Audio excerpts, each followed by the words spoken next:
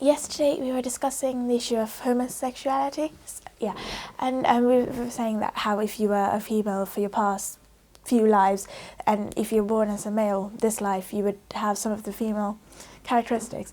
I want to know, why do we have to swap genders? Because it's not going to make much difference to your spiritual lives, and the reason you come back onto earth is because you want to make spiritual progress. You see, in a way, this shows equality of genders. The soul that is transmigrating from one life doesn't have a gender of its own. It's either a mental characteristic is developed. That's why the mind is your character that comes with you. So it's developed mental characteristics which are either male or female. This happens naturally. When you notice men somehow think this is the manly job thing to do and this is a female thing, I'm not going to do that. So we develop certain characteristics, and that becomes part of our character that goes from one life to another life, that comes with us.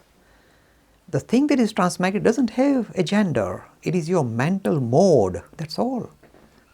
So I am suggesting, look, language is very broad. I am suggesting that all of us would have switched genders many a time, because there is nothing fixed about one gender being better than other.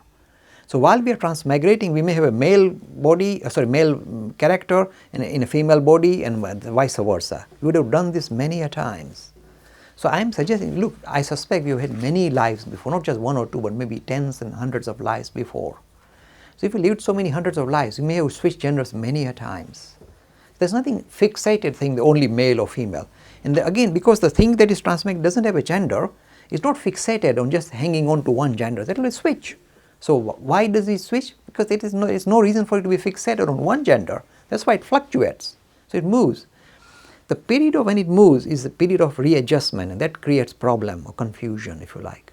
Because in that sense, that person is female person in a male body, and that creates, if you like, attraction for the same gender, and creates the issue of gay phenomena, and very worrying. But the thing is worrying in the sense that society is, oh dear, this is horrible, this is unnatural.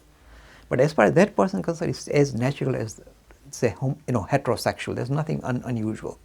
So recognize it for its seriousness. And this is very important to recognize, because once you begin to see that, then for the first time you can actually say that we don't have a gender bias. Because if your religion was promoting a gender bias, that only male can be male, that will be horrible. It's a very biased, very divisive religion. Because we fluctuate, that shows the openness, that really there's nothing fixed about us. We all have a bit of a male part, a bit of a female part. Haven't you seen, some youngsters who are in some of the, you're, touching base with your feminine side? You say like that. It doesn't mean it's demeaning. There are some girls who are like tomboys saying, I will sort myself out. And that's fair enough, that's human character. So we have a mixture anyway. And I suspect we have done this many a times. There's nothing fixated about male or female. It's not, if you like, your essential nature. The spirit doesn't have gender.